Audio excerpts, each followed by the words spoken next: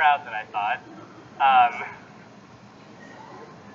I'd just like to thank everyone, and I'm just so glad to be here speaking right now. In 2006, something that I've been waiting for and wanting for what felt like forever finally happened. That was the year that my sister went to college. I'm sure some of you know how that feels. Just kidding, though. That wasn't the thing I'd been waiting for. That was the year that my family finally got a dog. I remember thinking of some possible name choices for my chocolate lab. We were thinking Cadbury, Hershey, Nestle, Godiva. I can see some of you thinking of some clever name choices. I know, thanks. But we settled for Nestle. I knew that when we brought Nestle home, we would have to make some changes in our life. But there was one change that I didn't anticipate at all.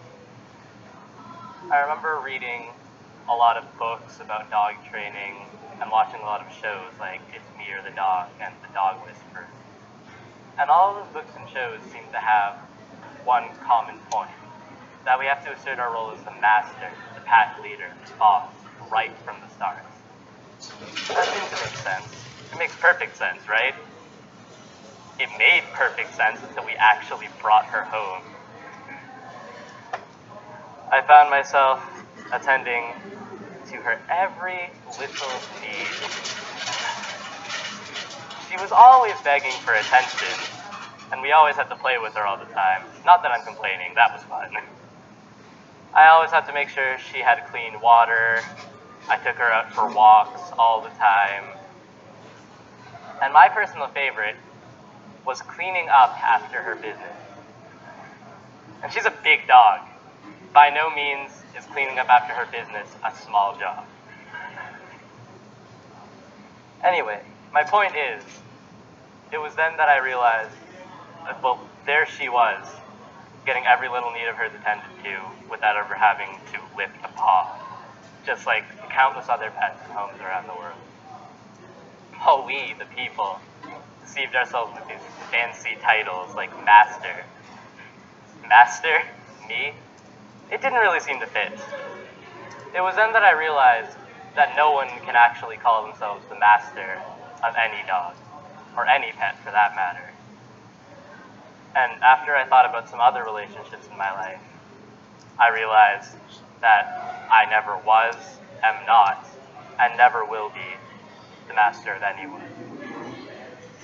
Thinking about this a little further, I realized this is true of everyone else. I mean, for example, parents serve their children, obviously, but we all know that children serve their parents as well, along with their siblings and their friends. And take heads of big corporations, for example. Even though it may seem they're just taking all the benefits from their employees, they're actually serving their employees as well, just like the presidents of entire nations are serving their citizens. The point I'm trying to make is, no matter who we are, where we're from, what qualifications we possess, and how we view ourselves in comparison to others, our position will always be one of service. And in fact, as we grow older and gain more authority and experience and respect, our capacity to serve others increases. Such a cute dog. That's how she gets to you. Anyway, I'd like to share with you another story. I like stories. My family and I were walking by the Charles River in Boston, and we saw a large gaggle of geese just sitting there in the river, snoozing contentedly. Except one thing was a little strange. They were all sitting in such weird contorted positions. Their heads were turned completely backwards. Their bills were tucked under their wingtips. They looked uncomfortable, but I guess they were fine with it. One thing was apparent, though. The directions they were facing, they were all facing different directions. And together, the whole gaggle would be able to see the whole world around them. Also, I noticed that every once in a while, one of the geese would just open its eyes and take a peek at the world that was right in front of it. And this happened completely randomly. I also noticed that after it shut its eyes, another goose would open its eyes and take a peek at the world in front of it, just to make sure that everything was going okay. And like I said, this happened completely randomly, with no order or any rhyme or reason. But then, one of the geese opened its eyes, and it saw a threat. Just go with the alligator. It works for my animation. Once it saw the threat, it started stirring and honking like crazy.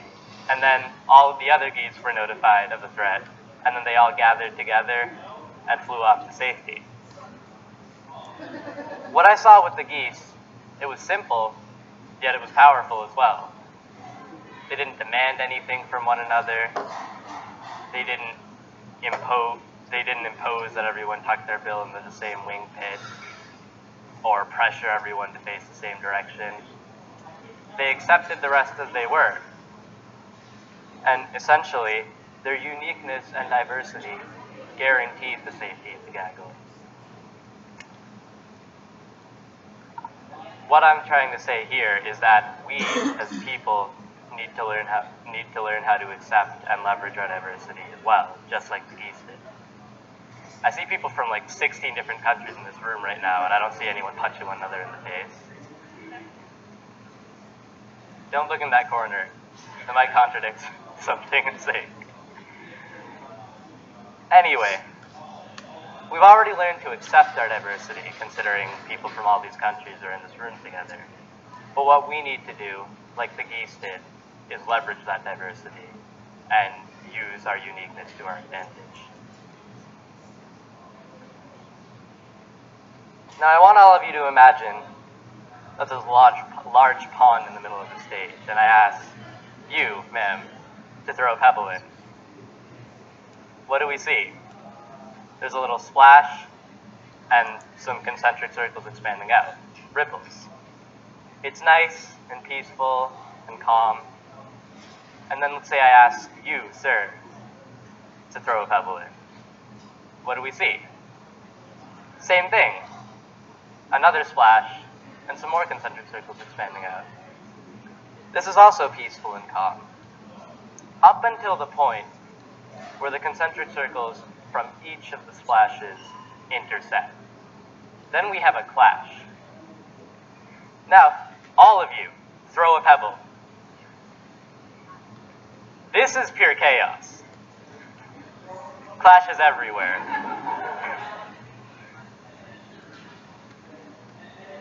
But what would happen if I asked all of you to throw a pebble into the same